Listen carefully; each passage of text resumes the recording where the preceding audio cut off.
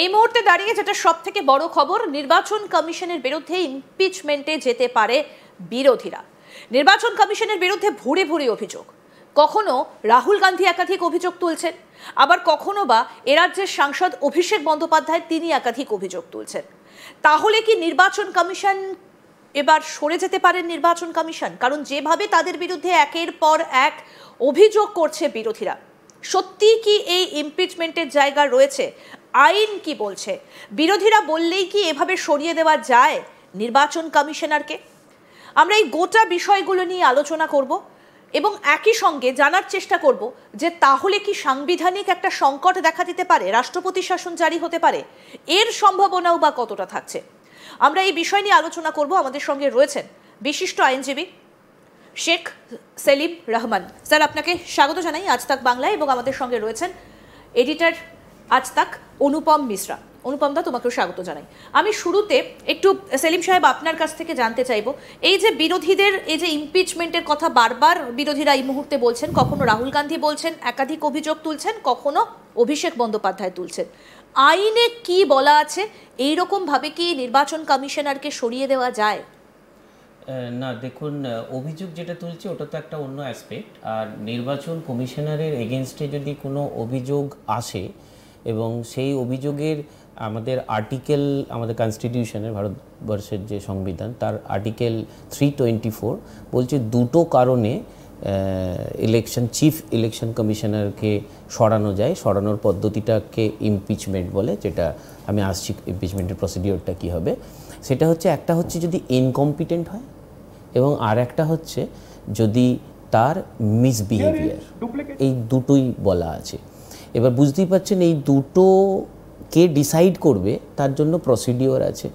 তো স্বভাবতই যদি মনে হচ্ছে যে চিফ ইলেকশন কমিশনার ঠিকঠাক তার দায়িত্ব পালন করছে না, সে ইনকম্পিটেন্ট বা কোনো উদ্দেশ্য প্রণোদিতভাবে করছে না, তাহলে যে কোনো রাজনৈতিক দলই ভারতবর্ষের, তাদের যদি একটা মেজরিটি থাকে বা তাদের ইচ্ছার জন্য তো মেজরিটির দরকার পড়ে না, তো স্বভাবতই তারা চাইতেই পারে যে পক্ষপাত দুষ্ট ইলেকশন কমিশনার তাকে সরানোর জন্য যে প্রসেসের মধ্যে দিয়ে যেতে হতে পারে, দ্যাট ইজ ইমপিচমেন্ট প্রসিডিওর, তারা ট্রাই করতেই পারে, সে চেষ্টাটা করবেই।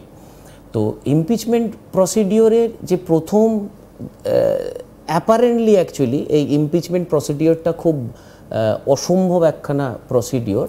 কারণ প্রথমে লোকসভার অন্তত 100 জন এমপি অথবা রাজ্যসভার 50 জন এমপি, তাদের একখানা ব্যাকড বাই এতগুলো এমপি চেয়ারম্যান রাজ্যসভা অথবা লোকসভা স্পিকারের কাছে তাদের দাবি আনতে হবে যে এই দুটো কারণ এই ইলেকশন কমিশনার ঘটিয়েছে, সে ইনকম্পিটেন্ট, চালাতে পারছে না, অথবা পক্ষপাত দুষ্ট এবং মিসবিহেভিয়ার। তখন কি অভিযোগ করা হচ্ছে বিরোধীদের তরফ থেকে? আমরা একটা বক্তব্য একটু শোনাই, তাহলে পুরো বিষয়টা স্পষ্ট হবে। কি বলছেন অভিষেক বন্দ্যোপাধ্যায়, আসুন শোনাই আপনাদের। ইমপিচমেন্ট মোশন যদি আনতে হয়, আপনাদের নিয়ম জানা উচিত যে ইমপিচমেন্ট মোশনের ক্ষেত্রে 14 দিনের নোটিশ দিতে হবে। ইমপিচমেন্ট মোশন আসবে পরের সেশনে, আসবে এই সেশন তো 3 দিনের মধ্যে শেষ, 21 তারিখ তো পার্লামেন্ট শেষ। তো এই সেশনে হয়তো এই অধিবেশনে ইমপিচমেন্ট মোশন মুভ করা যাবে না, কিন্তু যেভাবে সংবিধান বিরোধী এবং গণতন্ত্রের পরিপন্থী হিসেবে ভারতের নির্বাচন কমিশন কাজ করছে, ইমপিচমেন্ট মোশন নিশ্চিত করে মুভ করা হবে, পরের সেশনে মুভ করা হবে। আমি এই জায়গাটা একটু জানতে চাইবো, এই যে ইমপিচমেন্ট মোশন এই সেশনে হবে না, কারণ 21 তারিখে শেষ, এই মোশনের নিয়মটা কি? এই মোশন আনতে গেলে প্রথমে যেটা বললাম, 50 জন রাজ্যসভা অথবা 100 জন লোকসভার সাংসদের সই করা স্পিকারের কাছে বা চেয়ারম্যানের কাছে, যে কোনো একটা হাউস থেকেই শুরু হতে পারে। সেটা যদি হয়, তখন স্পিকার বা চেয়ারম্যান একটা 3 পারসন্স কমিটি তৈরি করবেন। কে কে থাকবে সেই কমিটিতে? সুপ্রিম কোর্টের একজন জাজ থাকবে। আচ্ছা, প্রথমেই বলে রাখি, এই ইমপিচমেন্ট প্রসিডিওরটা ফলো হবে একজন সুপ্রিম কোর্ট জাজকে যদি তার চেয়ার থেকে সরাতে হয়, যে প্রসিডিওরটা, সেই প্রসিডিওরই ফলো হবে। আচ্ছা, তো 3 জন এই এতগুলো সই সমেত যদি জমা হয় স্পিকার বা চেয়ারম্যানের কাছে, তখন 3 জনের কমিটি তৈরি হবে। তার মধ্যে একজন থাকবেন সুপ্রিম কোর্টের জাজ, একজন থাকবেন হাইকোর্টের জাজ, এবং একজন এমিনেন্ট জুরিস্টের কথা বলা আছে। সর্বতই দেশের যে কোনো এমিনেন্ট একজন জুরিস্ট দিয়ে এই 3 জনের কমিটি একটা তৈরি হবে। তারা কি কি বিচার করবে, তাদের কাছে এভিডেন্স থাকবে, তারা সমস্ত পেপার দেখবে, তাদের বিরুদ্ধে অভিযোগ দেখবে, দেখিয়ে সেই কমিটি যদি মনে করে যে হ্যাঁ এই কারণে তার পোস্ট থেকে উনি সরে এসছেন বা পোস্টটাকে সার্ভ করতে পারছেন না, তখন ওই রিপোর্ট জমা পড়বে স্পিকারের কাছে বা চেয়ারম্যানের কাছে।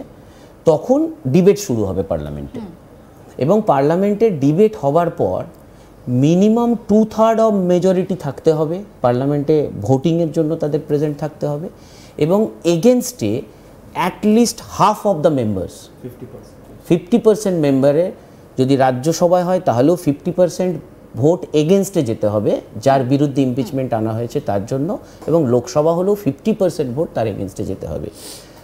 এবং একটা হাউস শুধু হলে হবে না, একটা হাউসে দেখা গেল 50% ভোট এগেনস্টে গেল, ইমপিচমেন্টের ফেভারে গেল, আর একটা হাউস বলল যে না হবে না, তাহলেও হবে না। দুটো হাউস যদি 50% টোটাল এমপির ভোট এগেনস্ট মানে ইন ফেভার অফ ইমপিচমেন্ট যায়, তখন যে রেজলিউশনটা পাস হবে দুটো কক্ষ থেকে, সেটার বেসিসে প্রেসিডেন্ট অফ ইন্ডিয়ার কাছে যাবে ওনাকে রিমুভাল করার জন্য। মানে এটা একটা দীর্ঘ একটা প্রসিডিওর। এইরকম কোনো উদাহরণ অতীতে কি আছে অনুপম দা? এরকম কি নজরে এসেছে কিছু? দেখো, এর আগে যেটা আমার মনে পড়ছে 2009-তে বোধহয় নবীন চাওলা ইলেকশন কমিশনার ছিলেন, তার বিরুদ্ধে এরকম একটা প্রসেস শুরু হয়েছিল, কিন্তু সেটা পুরোপুরিভাবে মানে পরিণতি হয়নি সেটার। কিন্তু তার বিরুদ্ধেও একই রকমের অভিযোগ, তখন এনডিএ কিন্তু অপোজিশনে, কংগ্রেসের সরকার, ইউপিএর সরকার, এনডিএ অপোজিশনে। এনডিএর তরফ থেকে অভিযোগ আনা হয়েছিল যে নবীন চাওলা কংগ্রেসের সঙ্গে আঁতাত রয়েছে আর তাকে সরাতে হবে। তারা সুপ্রিম কোর্টেও গিয়েছিলেন, কিন্তু আলটিমেটলি কিছু হয়নি। তো কিন্তু ইমপিচ হয়ে যাওয়া বা ইমপিচ করে দেওয়া এরকম কোনোদিনও পশ্চিমবঙ্গে, ভারতবর্ষে এরকম কোনোদিনও হয়নি যে কোনো চিফ ইলেকশন কমিশনারকে এভাবে ইমপিচ করা হয়েছে।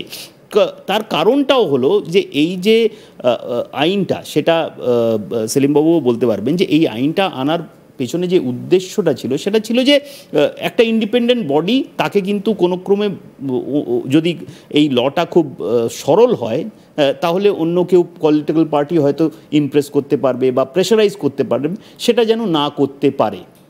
তাই জন্য এটা একটা কমপ্লেক্স প্রসেস, যেটা সুপ্রিম কোর্টের জাস্টিসদের জন্য রয়েছে নিয়মটা, সেটাই এই নিয়ম রয়েছে। তো এরকম একটি প্রসেস যদি শুরু হয় আর যদি দীর্ঘদিন চলে, তাহলে এটা বলাই যেতে পারে যে এরকম প্রসেস এর আগে কিন্তু হয়নি। যদি আমরা মনেই করে নিই যে অপোজিশনের তরফ থেকে এরকম একটি মোশন আনা হচ্ছে, তার ফলে একটি এনকোয়ারি শুরু করা হলো। এবার ডিপেন্ড করবে স্পিকারের ওপরে। স্পিকার যদি এখান থেকে 100 জন যদি লোকসভায়